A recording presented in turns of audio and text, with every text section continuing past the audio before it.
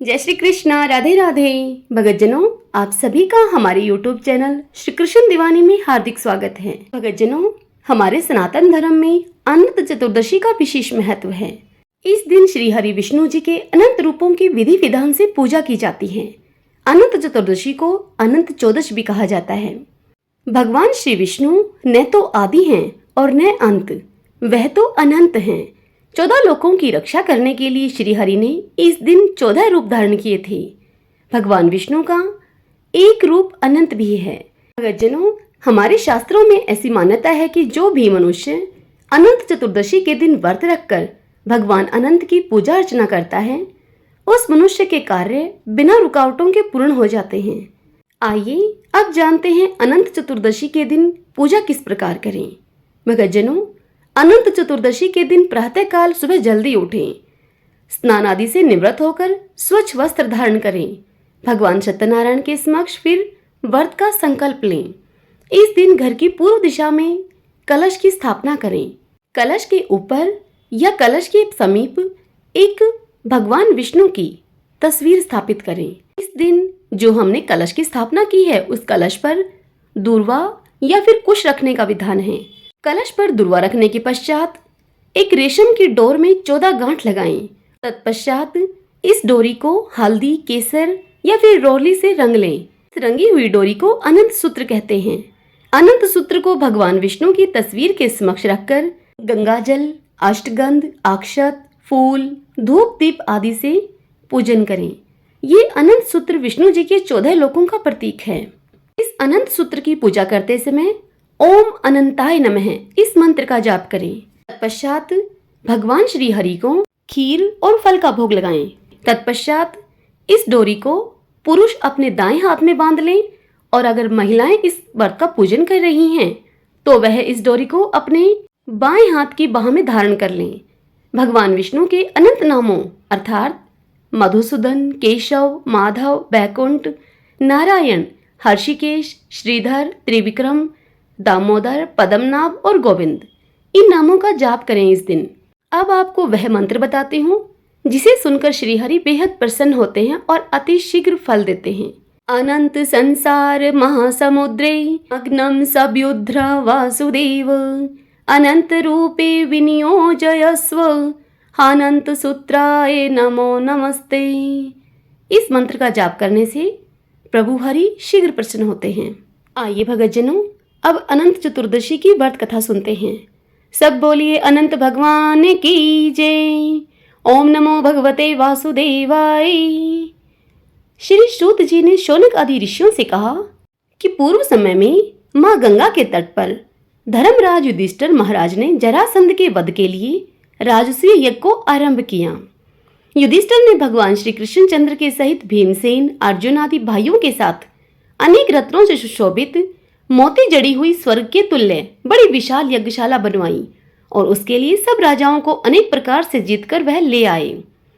एक समय गांधारी और राजा धृतराष्ट्र का पुत्र, जो दुर्योधन के नाम से विख्यात था, वह उस यज्ञशाला में आकर प्रांगण में जल की प्रतिमा को देखकर वस्त्र को ऊंचा करके उस जगह धीरे धीरे चलने लगा। यह देख द्रौपदी आदि श्रेष्ठ स्त्रियां हंसने लगी और दुर्योधन आगे चलते हुए उस जल को भूमि समझकर उस जल में गिर गया। यह देखकर सब राजा लोग तथा तप रूप धन वाले ऋषिगण और द्रौपदी आदि सुंदर नेत्र वाली स्त्रियां भी उसे देखकर हंसने लगीं। यह देखकर महाराजा धीराज दुर्योधन अत्यंत क्रोधित होकर अपने मामा शकुनी के साथ अपने राज्य में जाने के लिए उद्यत हुआ। उस समय शकुनी ने अत्यंत मधुर वचन उसे कहकर कहा कि हे राजन, आगे बहुत कार्य करना है, इसलिए आप महाक्रोध का त्याग करें। हे राजेंद्र, यज्ञशाला से अपने घर जाने के लिए आप उठिए। तब ऐसा ही सही यह कहकर दुर्योधन यज्ञशाला से बाहर चला आया। सब राजागण भी यज्ञशाला से अपने अपने राज्यों में चले गए। तदंतर दुर्योधन ने हस्तिनापुर जाकर अन्य राजाओं के साथ पांडु के श्रेष्ठ पुत्र युधिष्ठिर, भीमसेन, अर्जुन आदि को ध्रुत क्रीड़ा के लिए बुलवाकर जुआ खेलने लगा। ध्रुत क्रीड़ा में उसने अर्थात दुर्योधन ने छल से पांडवों का संपूर्ण धन और राज्य आदि सब जीत लिया। तदंतर भ्राताओं सहित युधिष्ठिर महान विपत्तियों को प्राप्त होकर जंगलों के वंचर के बीच जो भील आदि प्रजातियां निवास करती हैं, उनके समान ही जंगल में रहने लगे। जब पांडवों का यह समाचार श्री कृष्ण को मिला तो वह उनसे मिलने के लिए वहां पर गए। सूत जी ने शौनक आदि ऋषियों से कहा कि दुख से अत्यंत दुर्बल पांडव लोग वन में रहते थे। महात्मा श्री कृष्णचंद्र को देखकर कर्म से पूजन आदि और प्रणाम करके राजा युधिष्ठिर उनसे बोले, हे प्रभु, भाइयों के सहित हमको यह दारुण दुख प्राप्त हुआ है। इस दुख रूपी सागर से हम कैसे छुटकारा पाएंगे, वह हमसे कहिए। हम कौन से उत्तम देवता का पूजन करें अथवा कौन सा हम व्रत करें जिसके करने से हमको हमारा राज्य वापस मिले। हमारा हित तो आप ही की ही कृपा से होगा। ऐसा सुनकर भगवान श्री कृष्ण कहने लगे, हे युधिष्ठिर, पुरुषों और स्त्रियों के समस्त पापों को नष्ट करने वाला अत्यंत उत्तम अनंत नाम का एक व्रत है जो कि भाद्रपद माह के शुक्ल पक्ष की चतुर्दशी तिथि को होता है। उस व्रत के अनुष्ठान मात्र से संपूर्ण पापों का नाश हो जाता है। श्री कृष्णचंद्र के मुख से यह सुनकर युधिष्ठिर ने कहा कि हे वासुदेव, आपने जो अनंत व्रत कहा वह क्या शेषनाग का अथवा अनंत नाम के नक्षत्र का व्रत है या फिर अनंत पर ब्रह्मा का यह व्रत है? हे केशव, यह अनंत किस देवता का नाम है, वह सत्य सत्य आप हमसे कहिए। ऐसा सुनकर भगवान श्री कृष्ण बोले, हे धर्मराज, अनंत हमारा ही नाम है, इसे हमारा ही स्वरूप जानो। सूर्य आदि जितने भी देवता हैं और काल आदि जो भी कहे जाते हैं वह सब हमको ही जानो। कला, काष्ठा, मुहूर्त आदि दिन रात्रि तथा सब जितने भी शरीरवान प्राणी हैं तथा पक्ष, मास, ऋतु, वर्ष, युग और काल आदि की व्यवस्था सब मुझी को जानो तुम। यह जो मैंने काल आदि कहा है वह इस अनंत नाम से प्रसिद्ध है। वही मैं भूमि का भार अल्प करने के लिए इस कृष्ण नाम से अवतरित हूँ। दानवों का नाश तथा साधु पुरुषों की रक्षा के निमित्त मुझे वासुदेव के कुल में भी उत्पन्न जानो। आदि अंत मध्य जिसका नहीं, ऐसे कृष्ण, विष्णु, शिव, बैकुंठ, सूर्य, चंद्र, सर्वत्र व्याप्त ईश्वर मुझको ही जानो। हे युधिष्ठिर, नहीं है उत्तम जिससे ऐसा विषव रूप जो योगी लोगों से ध्यान किया गया वह संपूर्ण रूप वाले अनंत हम ही हैं, जिससे 14 इंद्र, 8 वसु, 12 सूर्य, 11 रुद्र, 7 ऋषि, 7 समुद्र तथा वृक्ष आदि सहित संपूर्ण पर्वत हमको ही जानो। 27 नक्षत्र, 10 दिशा, पृथ्वी, 7 पाताल तथा भूर्व भूर्व आदि 7 स्वर्ग, यह सब हम ही हैं। इस विषय में कुछ भी संदेह न करो तुम। श्री कृष्णचंद्र से ऐसा सुनकर युधिष्ठिर बोले, हे सर्वव्यापी भगवान, अब आप हमसे अनंत व्रत का महात्म्य तथा इस व्रत की विधि कहिए। अनंत व्रत का अनुष्ठान करने वाले प्राणी को क्या पुण्य और क्या फल मिलता है, वह भी हमसे कहिए। पूर्व काल में यह अनंत व्रत किसने किया था और मृत्युलोक में इसे किसने प्रकाशित किया, यह सब विस्तार पूर्वक हमसे कहिए। युधिष्ठिर का यह वचन सुनकर भगवान श्री कृष्ण बोले, सतयुग में सुमंत नाम का एक ब्राह्मण था। उसने वशिष्ठ गोत्र में उत्पन्न सुंदर दीक्षा नाम की भृगु ऋषि की कन्या के साथ वेदोक्त विधि से विवाह किया। हे राजन, दीक्षा नाम की स्त्री से समय पाकर अनेक सुंदर लक्षणों से युक्त एक कन्या उत्पन्न हुई। वह शीला नाम की अत्यंत सुशीला कन्या पिता के घर अब बढ़ने लगी। उसकी पतिव्रता माता काल ज्वर से दुखी होकर नदी के जल में प्राण त्याग कर स्वर्ग को चली गई। तदंतर उस सुमंतु नामक ब्राह्मण ने धर्म नाम की एक दुहशीला नाम की कन्या से विधि विधान पूर्वक विवाह कर लिया। वह स्त्री अपने नाम के ही सदृश दुष्ट स्वभाव, कर्कश वचन बोलने वाली और बड़ी प्रचंड थी। उस ब्राह्मण की शीला नाम की कन्या अपने पिता के गृह कार्य को करने में बड़ी चतुर थी। घर आंगन को बुहार कर दरवाजे के ऊपर और देहली के ऊपर स्वास्तिक, शंख, कमल के नीले, सफेद और काले अनेक प्रकार के चिन्हों को लिखकर देखा करती थी। इसके अनंतर इसी तरह बहुत दिन बीतने पर कौमार्य अवस्था में प्राप्त हुई शीला पिता के घर में मंगल देने वाली हुई। उसको देखकर उसके पिता सोचने लगे कि हम यह अपनी कन्या इस पृथ्वी में किस गुणवान वर को दें।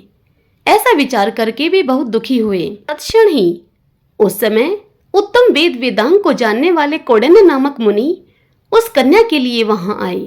वे ऋषि बोले कि हे ब्राह्मण देव, मैं तुम्हारी गुणवती कन्या से विवाह करना चाहता हूँ।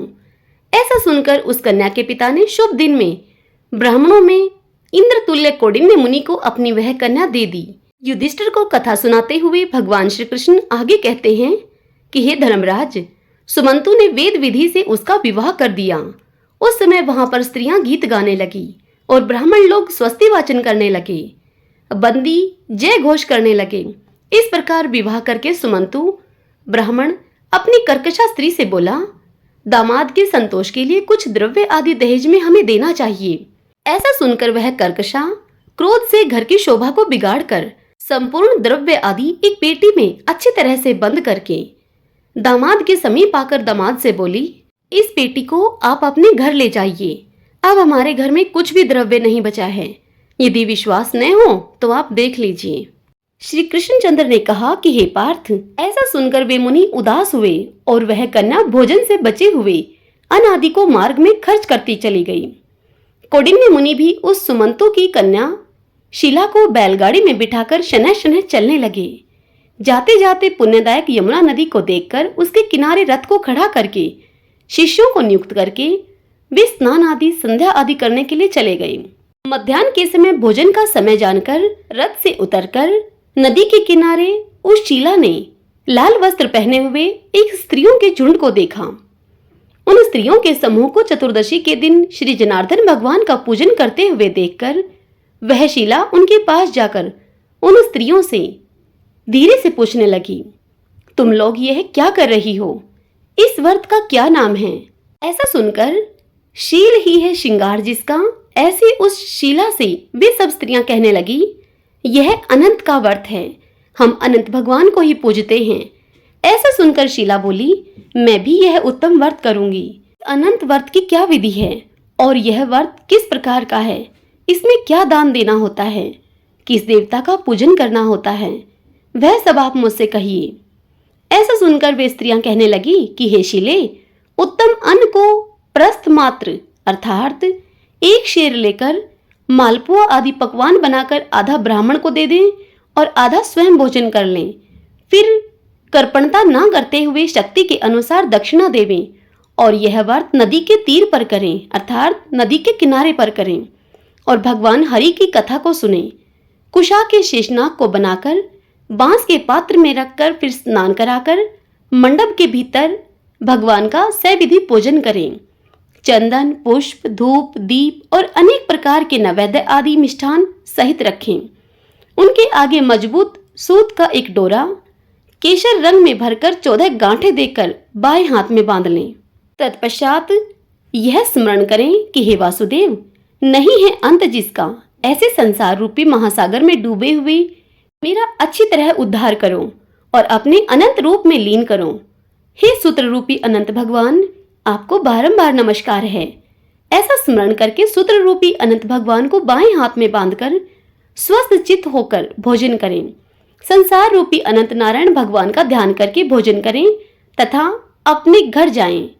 हे भद्रे, यह व्रत तुमसे हमने कह दिया है। इस व्रत की यही विधि है। आगे कथा सुनाते हुए भगवान श्री कृष्ण युधिष्ठिर से कहते हैं कि हे राजेंद्र, प्रसन्न चित्त से ऐसा व्रत विधि विधान सुनकर शीला भी उस सुंदर डोरे को हाथ में बांधकर व्रत करने लगी। जैसा 14 गांठ देकर बाएं हाथ में बांधना कहा है, वैसा बांधकर अपने भोजन का आधा भाग ब्राह्मण को देकर अवशेष स्वयं खाकर प्रसन्नचित होकर वह शीला अपने पति के साथ बैलगाड़ी में बैठकर अपने घर को गई। तभी से शुभ शकुनों पर विश्वास हो गया उसे। वह अनंत व्रत करने से शीला का घर गोधन और धन धान्य आदि से भरपूर हो गया। वह सोने से ग्रथित माणिक्य और मोतियों के हारों से भूषित होकर और अतिथि पूजन में सर्वदा व्याकुल रहती थी।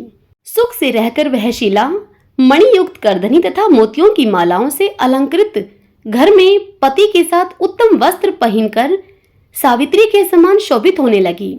किसी समय पति ने बैठी हुई शीला के हाथ में बंधा हुआ सुंदर डोरा देखा और शीला से बोला, शीले, यह कैसा डोरा है? क्या तुमने यह डोरा मुझे वश में करने के लिए बांधा है? इसका तुम कारण कहो।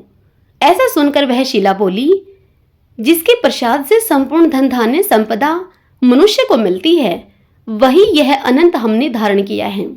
युधिष्ठिर को कथा सुनाते हुए भगवान श्री कृष्ण आगे कहते हैं कि लक्ष्मी के मद में अंधा होकर शीला के ब्राह्मण पति ने शीला के वचनों को सुनकर उसके बाह से वह डोरा जल्दी से तोड़ दिया और अनंत कौन है ऐसा कहते हुए पाप कर्म करते हुए उस मूर्ख ने वह डोरा अग्नि की ज्वाला में डाल दिया।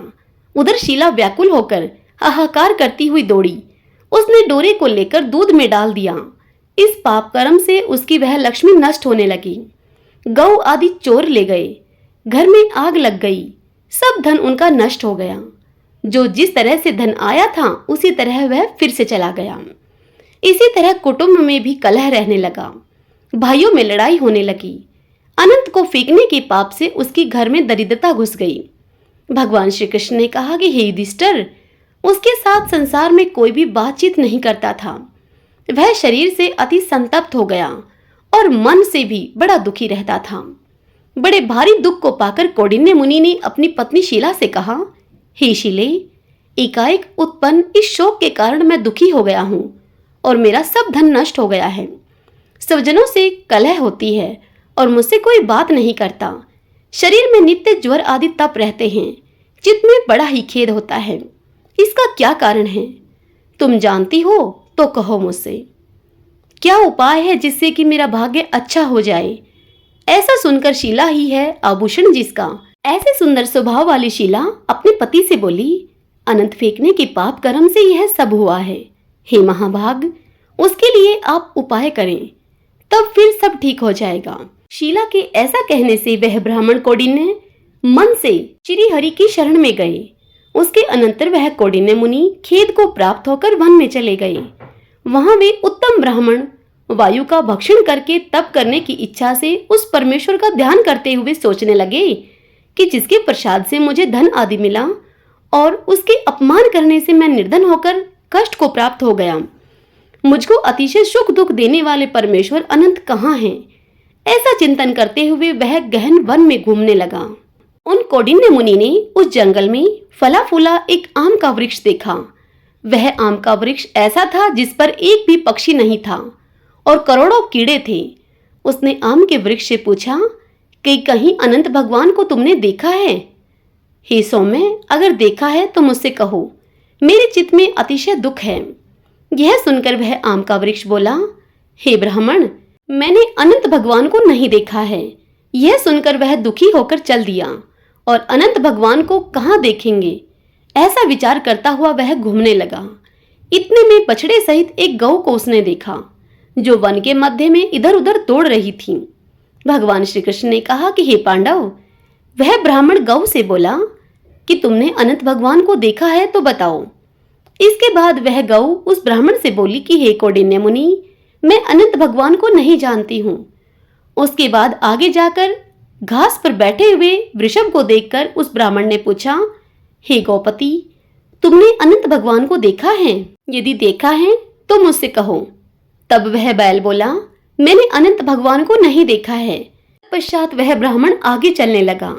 आगे जाकर उसने बहुत ही सुंदर 2 पुष्करनियों को देखा।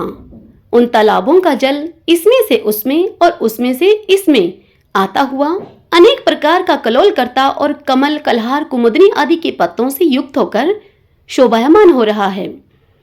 भ्रमर, हंस, चकोर, बगुला आदि पक्षियों से सेवित उस वापी को देखकर ब्राह्मण ने उन दोनों पुष्करनियों से पूछा, हे पुष्करनियों, क्या तुमने अनंत भगवान को कहीं देखा है? तब पुष्करनियों ने उसे कहा, हे द्विज, हमने अनंत भगवान को नहीं देखा। आगे जाकर उसी तरह एक हाथी और एक गधर्व देखा। उन दोनों से भी ब्राह्मण देव ने पूछा, क्या आप लोगों ने कहीं अनंत भगवान को देखा है? ऐसा पूछकर ब्राह्मण निराश होकर उसी जगह पर बैठ गया। हे राजन, वह कौंडिन्य जीवन से निराश होकर बड़ा विकल होता हुआ बहुत गर्म उदर्व श्वास लेकर भूमि पर गिर पड़ा। फिर वह ब्राह्मण होश में आकर, हे अनंत, हे अनंत, इस प्रकार कहते कहते उठकर चित्त में यह निश्चय करता हुआ कि अब मैं जरूर प्राण त्याग दूंगा। आगे श्री कृष्ण भगवान युधिष्ठिर को कथा सुनाते हुए बताते हैं कि हे धर्मराज, उस ब्राह्मण ने अपने प्राण देने के लिए उस आम के वृक्ष में फांसी लगा ली। उसी क्षण दयाद्र हृदय अनंत भगवान भी प्रत्यक्ष होकर वृद्ध ब्राह्मण का रूप धारण करके वहां आए और उससे बोले, यहाँ आओ। यह कहकर उस कौंडिन्य का हाथ पकड़कर वह एक गुफा में ले गए उस गुफा में कौंडिन्य मुनि ने एक नगर देखा जिसमें बड़े ही स्वरूपमान स्त्री पुरुष विद्यमान थे और शुभदायक दिव्य सिंहासन पर भगवान बैठे हुए थे, जिनके अगल बगल में शंख, चक्र, गदा, पद्म और गरुड़ शोभायमान हो रहे थे। कौस्तुभ मणि धारण किए हुए, बनमाला आदि अनेक प्रकार के आभूषण धारण किए हुए विषव रूप अनंत भगवान को उस कौंडिन्य मुनि ने वहां देखा। अतिशय प्रकाशमान स्वरूप वाले भगवान को देखकर उनके आगे ऊंचे स्वर से वह बोला, हे प्रभो, आपकी जय हो, आपकी जय हो।